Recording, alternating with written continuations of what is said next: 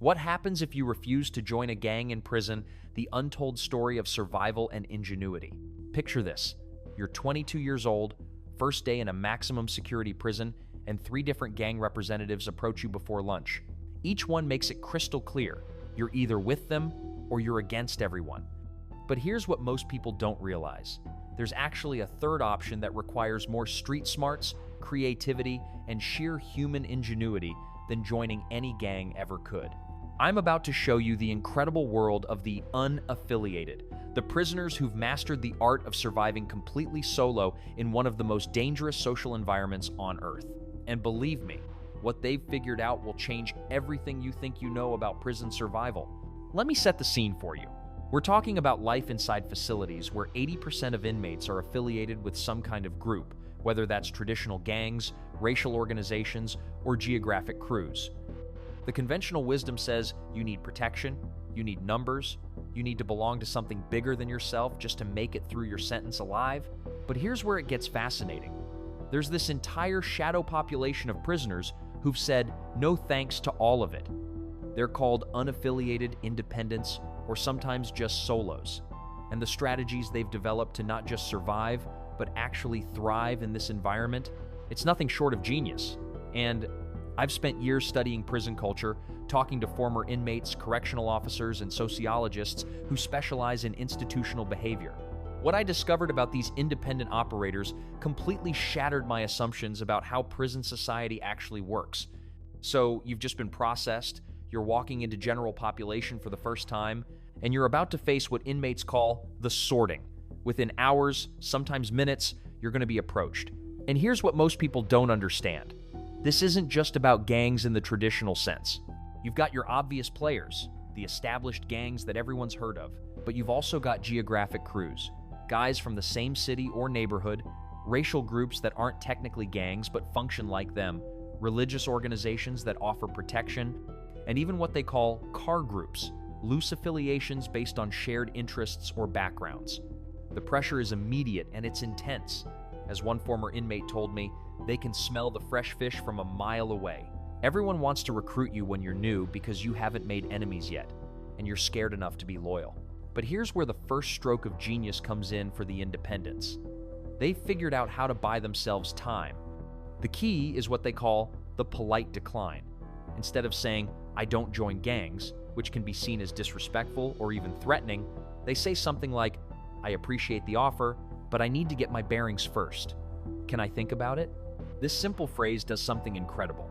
It acknowledges the respect being shown by the invitation, doesn't close any doors, and gives them precious time to establish themselves as someone worth leaving alone. Now, here's where it gets really interesting. The unaffiliated don't just randomly wander around hoping for the best. They've developed this incredibly sophisticated understanding of prison geography and social dynamics that would make a chess grandmaster jealous. First, there's what they call neutral territory mapping.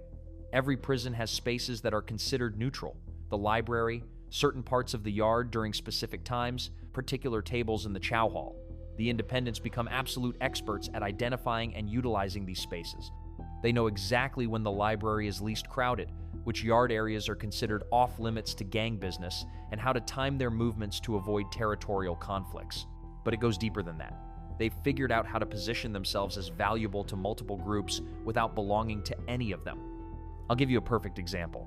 There was this guy, let's call him Marcus, who refused all gang affiliations but became the prison's unofficial tech support.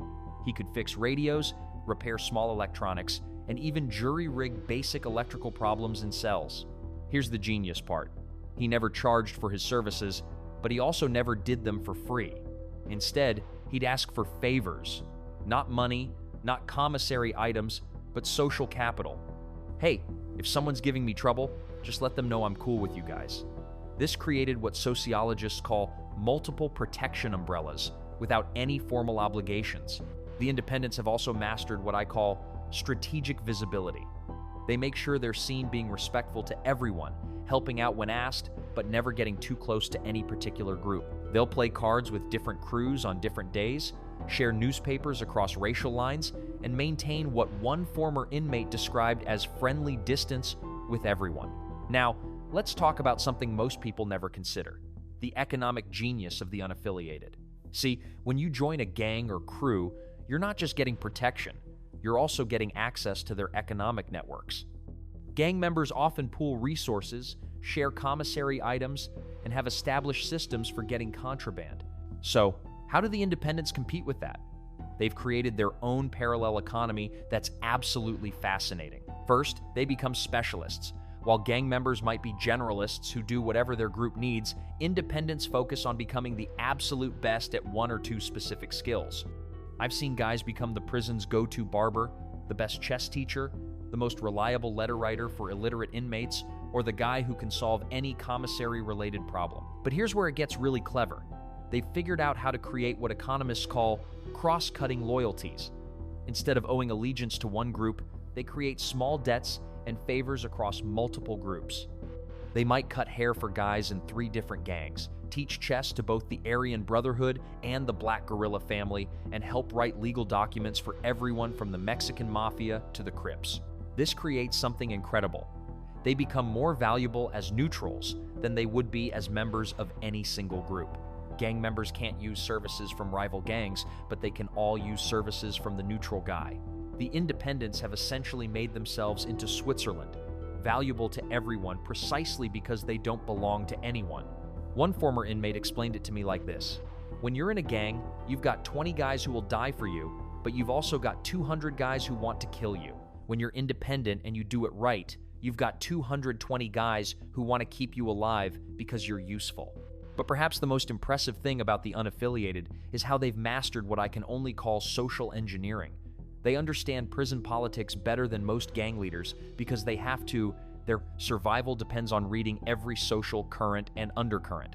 They've developed this incredible ability to predict and navigate conflicts before they happen. They know which gangs are having internal disputes, when racial tensions are rising, and how to position themselves to avoid getting caught in the crossfire. Here's a perfect example of their genius. Let's say there's tension building between 2 major gangs. Gang members from both sides are locked into their positions. They have to support their crew no matter what. But the independents? They start subtly shifting their routines. They might stop using certain parts of the yard, avoid sitting at tables where they'd be too close to potential conflict zones, and even temporarily change their work assignments if necessary. They've also mastered what psychologists call strategic ambiguity. When gang members ask them about their loyalties or try to get them to take sides in conflicts, they've developed this art of giving answers that sound supportive without actually committing to anything. I heard about one independent who, when asked by a gang member if he had their back in a potential conflict, responded with, "Man, you know I respect what you guys are about. I just try to stay out of politics and focus on doing my time." It's not a yes, it's not a no, but it acknowledges respect while maintaining neutrality. The really sophisticated independents even learn to speak multiple prison languages. They understand the subtle differences in how different gangs communicate, what phrases carry weight with which groups, and how to adjust their communication style depending on who they're talking to. Now, let me tell you about the incredible innovations these guys have developed for day-to-day survival. Remember, they don't have the built-in support systems that gang members have, so they've had to get creative about everything from personal security to basic comfort. Take cell security, for example. Gang members often have cellmates from their own crew, or at least allies who will watch their back. Independents have to assume they're on their own, so they've developed these ingenious early warning systems. Some create what they call sound maps of their cell blocks. They learn to identify every regular sound, so any unusual noise immediately alerts them to potential problems. Others develop relationships with inmates who work in positions where they hear gossip early. The guys who clean the administrative areas, work in the kitchen, or have jobs that put them in contact with guards. But here's where their ingenuity really shines. They've figured out how to create temporary alliances for specific situations without permanent obligations. If there's going to be a lockdown or a shakedown, independents from different parts of the prison will quietly share information. If someone's planning to cause trouble for an independent, word somehow gets back to them through these informal networks. They've also mastered the art of what I call strategic vulnerability. This sounds counterintuitive, but hear me out. Sometimes, the independents will deliberately ask for help with small things: borrowing a book, getting advice about a legal issue, asking someone to explain a rule or procedure. This serves 2 purposes. It shows respect. You're acknowledging that the other person knows something you don't, and it creates a small social debt without any major obligations. Here's something that absolutely fascinated me when I was researching this. The Independents have developed this incredibly sophisticated understanding of prison psychology, particularly around the concept of respect. See, in prison culture, respect isn't just about being polite, it's literally a survival currency. Gang members earn respect through their affiliations and their willingness to back up their crew. But Independents have to earn respect through completely different means, and the strategies they've developed are brilliant. First, they've mastered what I call consistent authenticity. They present the same personality to everyone. They don't try to be tough with the tough guys and friendly with the friendly guys. This consistency actually builds trust because people know what to expect from them. Second, they've figured out how to show respect for prison culture without participating in its more dangerous aspects. They understand the unwritten rules. They follow the social protocols. They know when to speak and when to stay quiet. But they do it all as observers and participants in the culture, not as members of any particular faction. One former Independent told me, "I learned every gang's history, their symbols, their important dates, their beefs with other groups. Not because I wanted to join any of them, but because showing that I understood and respected their culture made them more likely to respect my choice to stay neutral." They've also developed this incredible ability to de-escalate situations without appearing weak.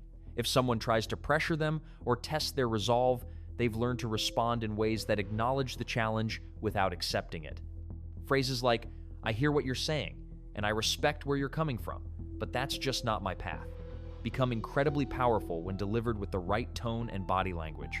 Now, here's where the story gets really incredible. Over time, the successful Independents don't just survive, they actually create their own informal networks.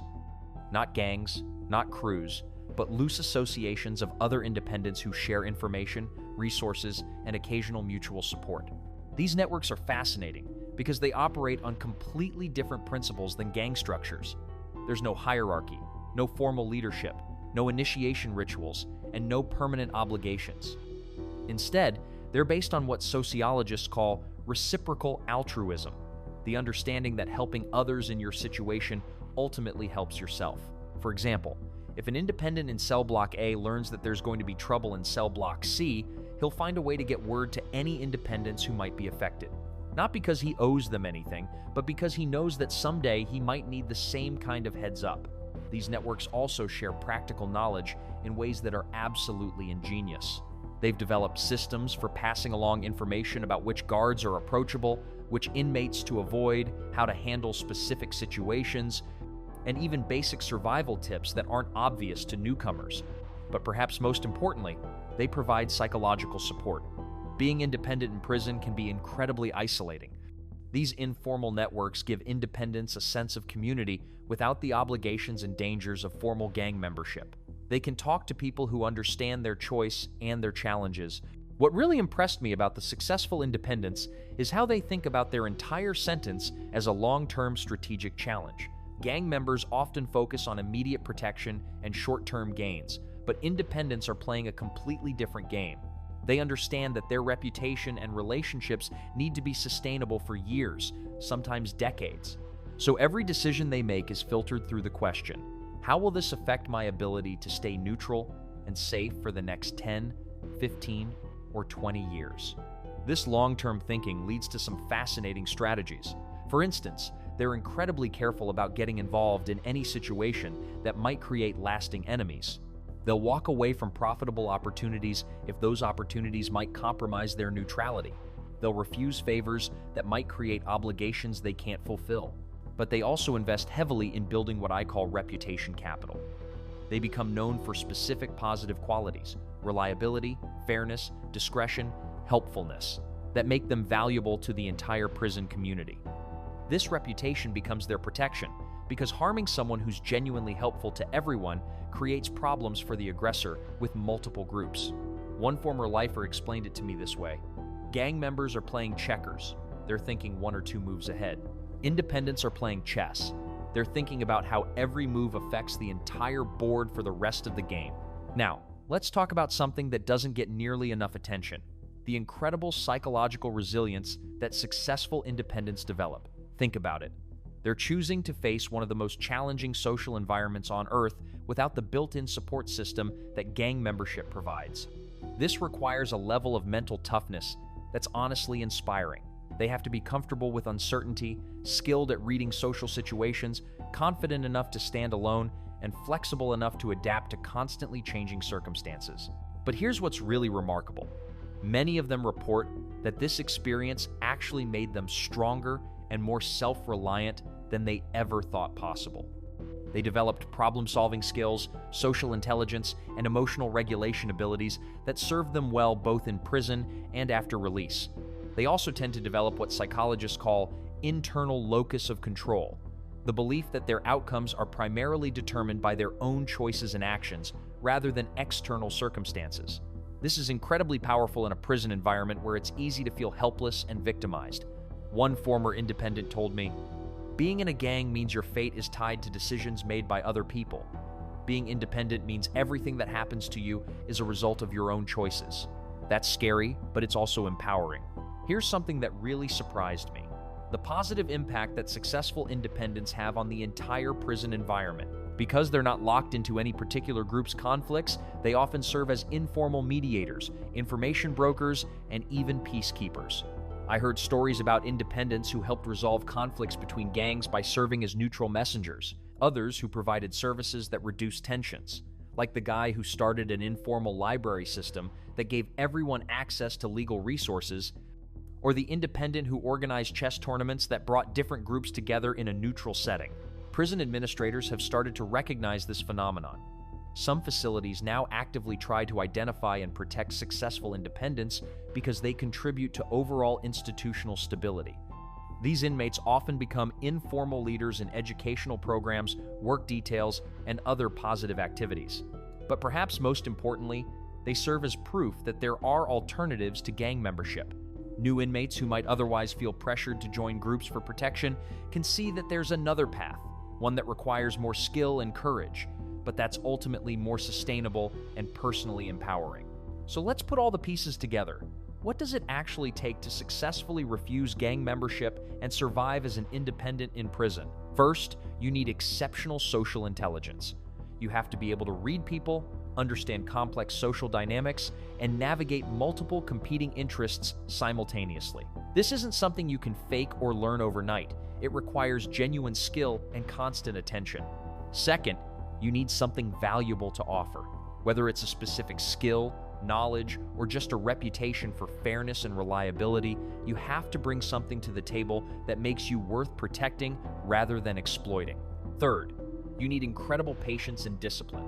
The independent path is often slower and more uncertain than gang membership. You have to be willing to build relationships gradually, earn respect over time, and resist the temptation to take shortcuts that might compromise your neutrality. Fourth, you need genuine courage. Not the kind of courage that leads to confrontation, but the kind that allows you to stand alone when everyone around you is choosing sides. You have to be comfortable with uncertainty and confident in your own judgment. And finally, you need what I can only call wisdom, the ability to see the bigger picture, understand long-term consequences, and make decisions based on principles rather than immediate pressures. When I started researching this topic, I thought I was going to learn about prison survival tactics. What I actually discovered was a masterclass in human adaptability, creativity, and resilience. These independents have created something remarkable. They've found a way to maintain their individual identity and personal values in an environment specifically designed to strip those things away. They've developed strategies for building community without sacrificing autonomy, earning respect without compromising their principles, and finding safety without surrendering their freedom to choose. But here's what really struck me: the skills they've developed. Social intelligence, strategic thinking, conflict resolution, network building, psychological resilience. These aren't just prison survival skills. These are life skills that serve them well in any challenging environment. Many former independents report that their prison experience, as difficult as it was, actually prepared them for success in the outside world. They learned to navigate complex social situations, build relationships across cultural and racial lines, solve problems creatively, and maintain their integrity under pressure. One former inmate put it perfectly: Prison tried to break me down and force me into a box. Choosing to stay independent meant I had to build myself up and create my own path. That's a skill that served me every day since I got out. The story of the prison independence is ultimately a story about human dignity and the power of choice. Even in the most restrictive, dangerous, and dehumanizing environment our society creates, some people find a way to remain true to themselves while still surviving and even thriving. It's a reminder that no matter how limited our options might seem, we always have choices. And sometimes, the choice that seems the most difficult, the one that requires the most courage, creativity, and resilience, is actually the one that leads to the most growth and the most authentic version of ourselves. These men and women didn't just refuse to join gangs in prison, they refused to let prison define who they were. And in doing so, they created something beautiful, proof that human ingenuity, dignity, and the drive for authentic community can flourish even in the darkest places. That's a lesson worth remembering. Whether you're facing the challenges of prison life or just the everyday pressures to conform, to take shortcuts, or to compromise your values for the sake of fitting in, sometimes the most powerful thing you can do is simply choose to remain yourself, no matter what the cost.